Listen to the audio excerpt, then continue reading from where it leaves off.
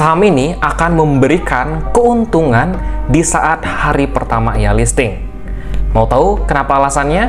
Yuk tonton video ini sampai habis ya.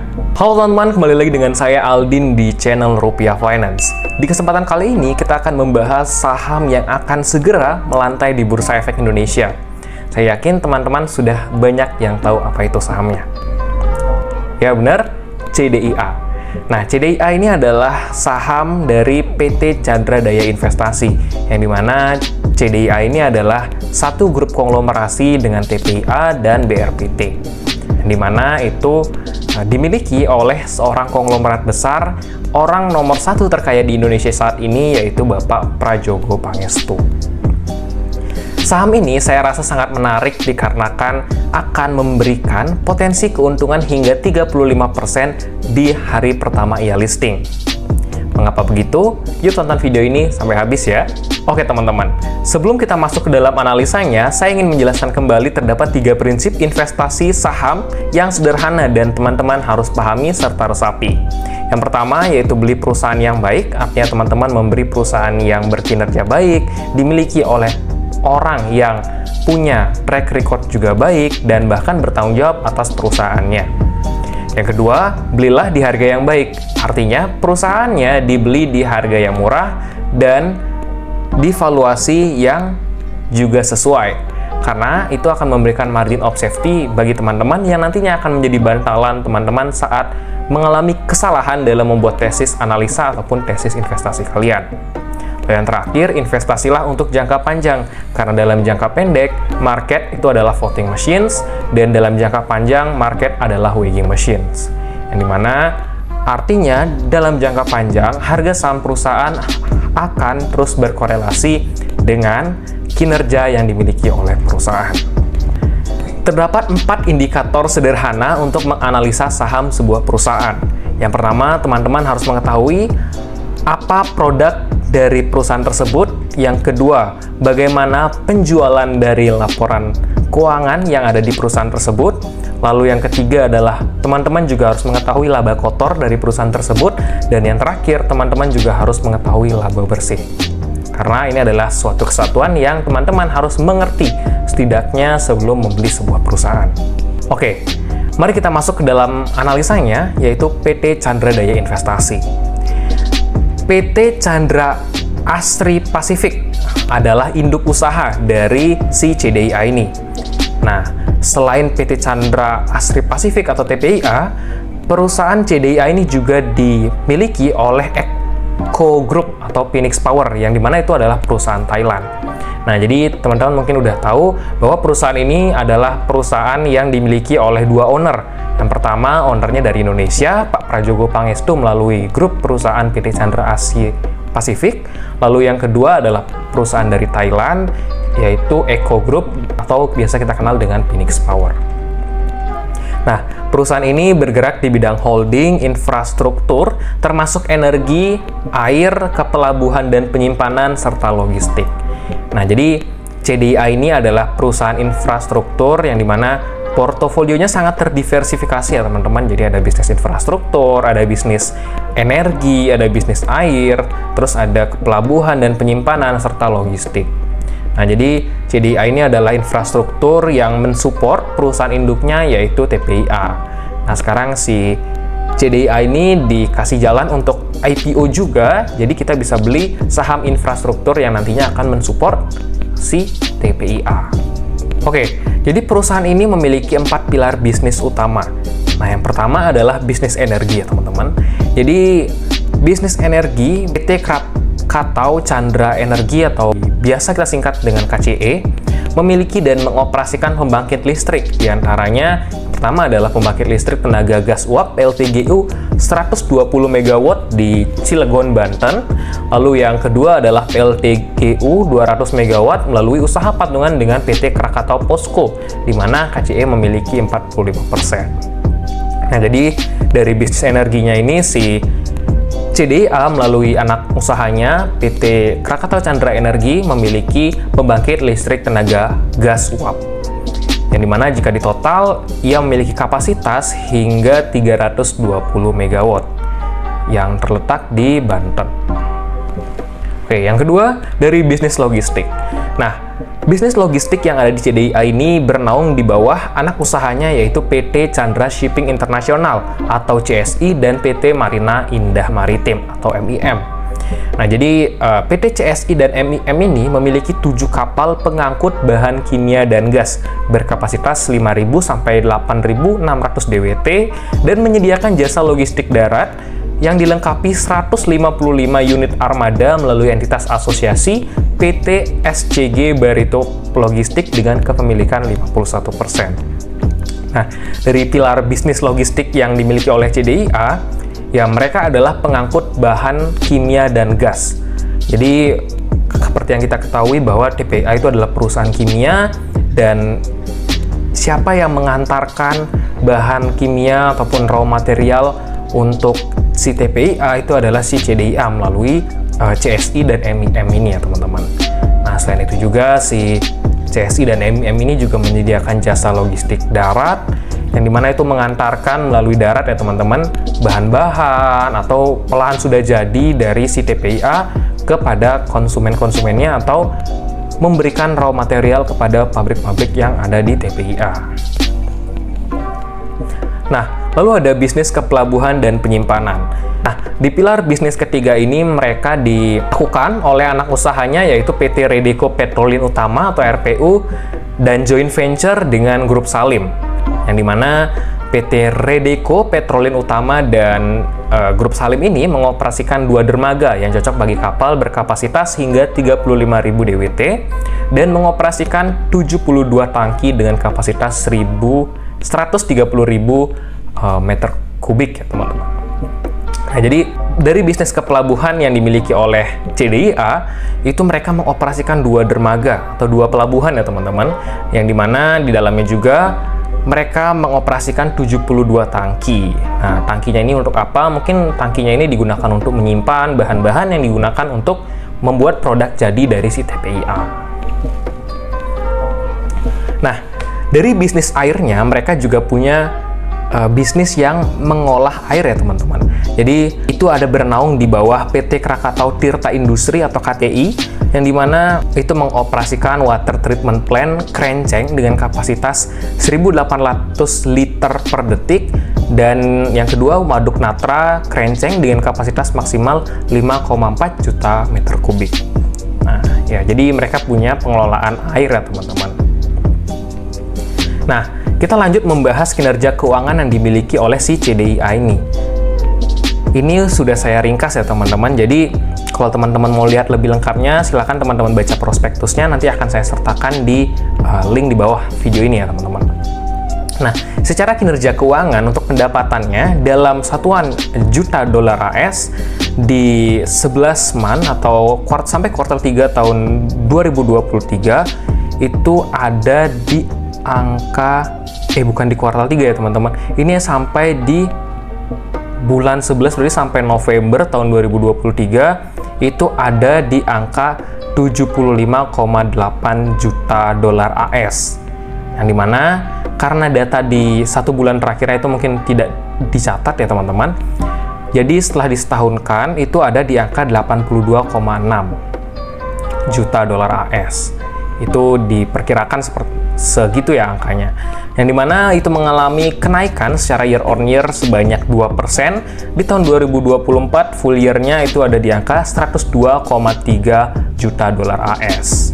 Oke, sepertinya ini ada salah persentase ya teman-teman. Ya, intinya mereka mengalami kenaikan dalam 1 tahun terakhir itu dari 82,6 juta dolar AS menjadi 102,3 juta dolar AS.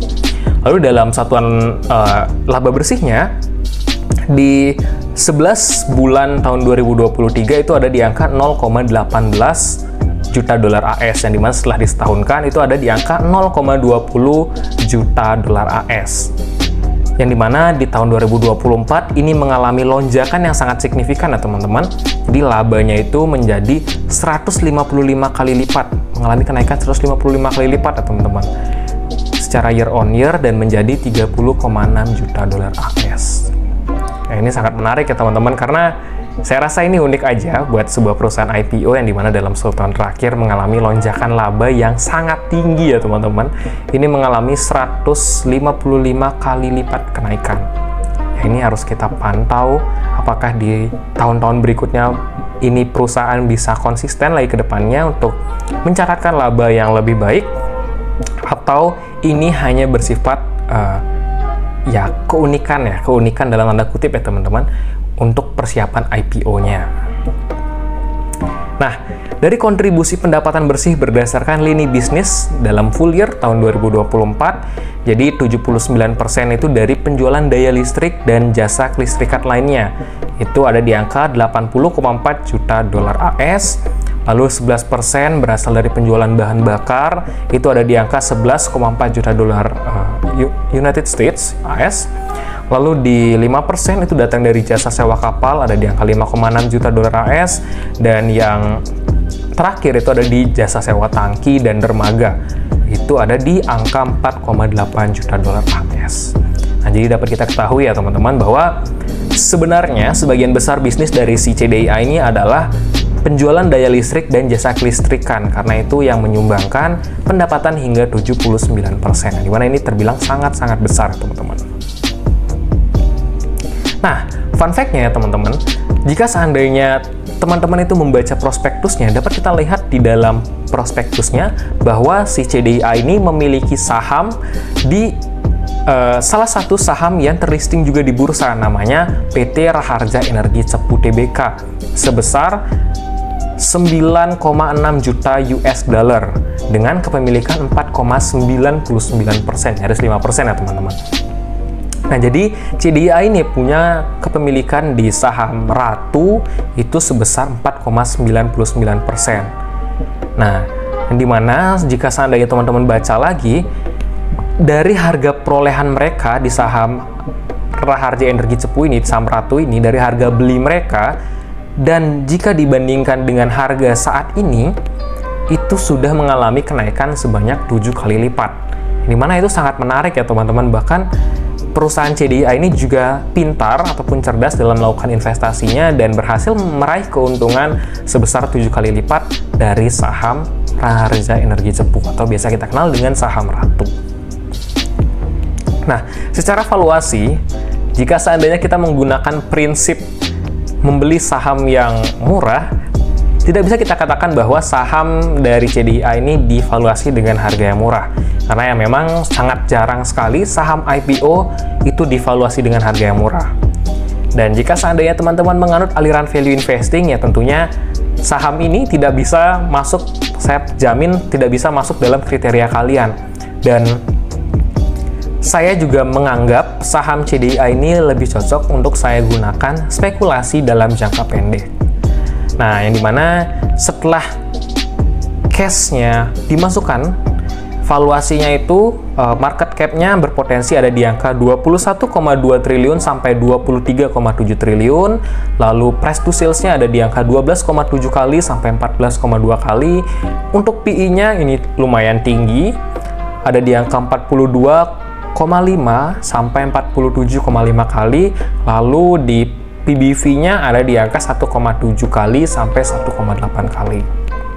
Ya, ini valuasi juga termasuk premium bagi sebuah perusahaan yang ada di Bursa Efek Indonesia, tetapi bagi perusahaan yang dinaungi oleh grup Pak Prajogo Pangestu dan perusahaan IPO, saya rasa valuasi dari CDIA ini bisa dikatakan tidak terlalu mahal ya teman-teman. Nah, untuk rencana IPO CDIA sendiri, jumlah saham yang ditawarkan itu ada di angka 12,5 miliar lembar saham, atau setara dengan kepemilikan 10% dari perusahaan. Harga penawarannya itu ada di rentang harga Rp170 sampai Rp190, dan potensi pendanaannya itu ada di angka 2,1 triliun sampai 2,4 triliun. Nah, jika seandainya orang banyak yang memesan di harga Rp170, ya pendanaannya mereka bakalan dapat cash sebesar 2,1 triliun. Tapi kalau misalnya banyak orang yang melakukan penawaran ataupun sahamnya laku di harga Rp190, pendanaan yang mereka dapatkan, cash yang mereka dapatkan setelah IPO akan ada di angka 2,4 triliun. Nah, untuk jadwal sementara, jadi penawaran awal itu sudah lewat ya teman-teman, ada di tanggal 19 sampai 24 Juni 2025. Lalu penawaran umum ada di tanggal 2 sampai 4 Juli 2025. Jadi buat teman-teman yang belum sempat ikut di saat penawaran awal, teman-teman bisa antre nanti di tanggal 2 sampai 4 Juli. Jadi masih ada kesempatan nih buat teman-teman yang ingin merasakan keuntungan dari saham CDIA ini. Jadi ya siapkan saja uangnya, saya yakin juga pasti allotment ataupun alokasi penjatahannya itu tidak bakalan banyak.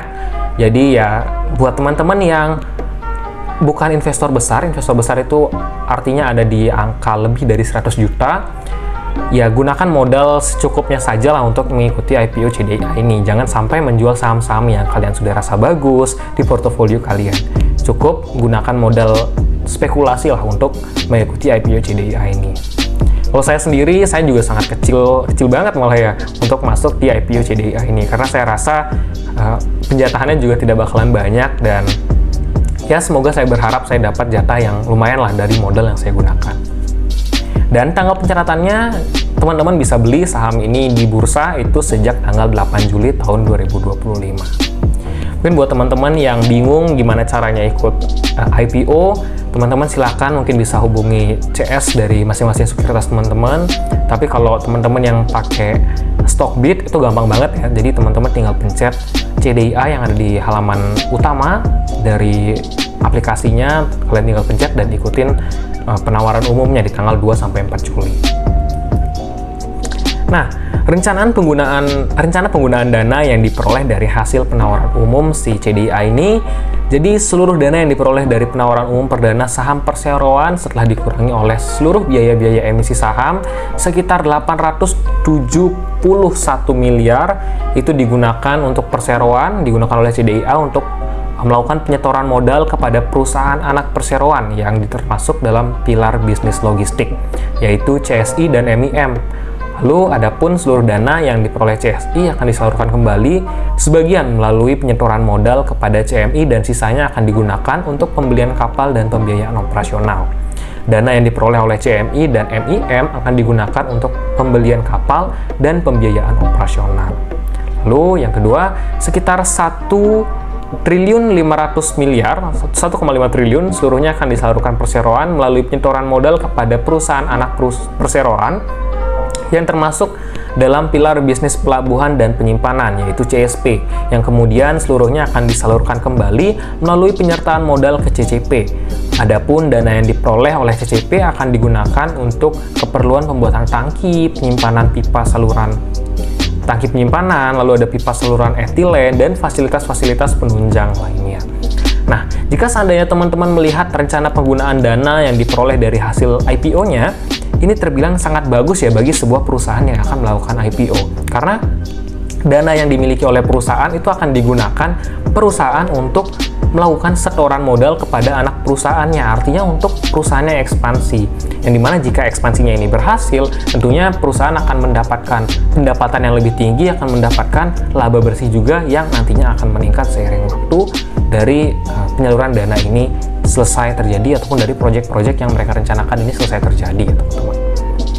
Dari alasan IPO sih ini cukup menarik teman-teman, karena ya jarang lah perusahaan IPO yang dimana modalnya itu digunakan untuk ekspansi, dan IPO-nya itu digunakan untuk ekspansi. Nah, ini yang menjadi alasan saya kenapa saya cukup yakin untuk berspekulasi di saham ini ya teman-teman. Jadi teman-teman pertama perlu tahu bahwa apa itu underwriter. Nah, dari Mbah Google, underwriter saham adalah penjamin emisi yang memastikan kelancaran transisi saham dari perusahaan ke tangan investor. Pihak underwriter memberikan jaminan kepada perusahaan bahwa semua saham yang ditawarkan akan terjual, sehingga memastikan suksesnya IPO. Ya, artinya perusahaan-perusahaan ataupun perusahaan-perusahaan sekuritas yang nantinya akan menjadi underwriter dari si CDIA ini, mereka akan menyerap seluruh saham yang tidak dibeli oleh teman-teman yang menjadi investor di Bursa Saham Indonesia. Yang dimana artinya, jika seandainya sahamnya ini nggak laku, ada nih orang yang udah siap nampung beli sahamnya. Itu ya pengertian dari underwriter. Nah, uniknya di IPO CDI ini underwriter-nya ada banyak banget ya teman-teman. Ini ada BCA Sekuritas, ada BNI Sekuritas, ada DBS Vickers Sekuritas, ada Henan Putih Rai Sekuritas, ada OCBC Sekuritas, dan Trimegah Sekuritas. Biasanya underwriter sebuah saham IPO itu hanya 1-2 ya teman-teman, rata-rata. Tetapi ini ada 6 sekuritas yang siap untuk menampung saham dari CDIA jika seandainya mereka tidak laku di pasar. Ini saya rasa sangat menarik karena sangat jarang ada sekuritas yang sebanyak ini mau untuk berpartisipasi ikut dalam IPO sebuah perusahaan. Mungkin ya underwriter ini udah tahu ya siapa orang di balik perusahaan si CDIA ini. Ada nama Pak Prajogo Pangestu yang mereka yakin memiliki kompetensi yang sangat bagus saat membawa perusahaannya melakukan listing di Bursa Efek Indonesia. Nah, jika seandainya ada ya 6 sekuritas yang mau untuk menjadi underwriter dari IPO-nya CDIA, ya saya sih merasa itu adalah sebuah tanda-tanda untuk kita juga ikutlah menaruh modal sedikit investasi di saham CDIA walaupun hanya untuk spekulasi semata. Nah, ini saya dapat data dari Stockbit juga bahwa salah satu underwriter-nya dan juga underwriter lain di saat harga ataupun di saat hari listing sahamnya rata-rata dari semua underwriter tadi mengalami kenaikan. Teman-teman mau lihat datanya lebih lengkap silahkan ya teman-teman lihat di bedah emitennya Stockbit.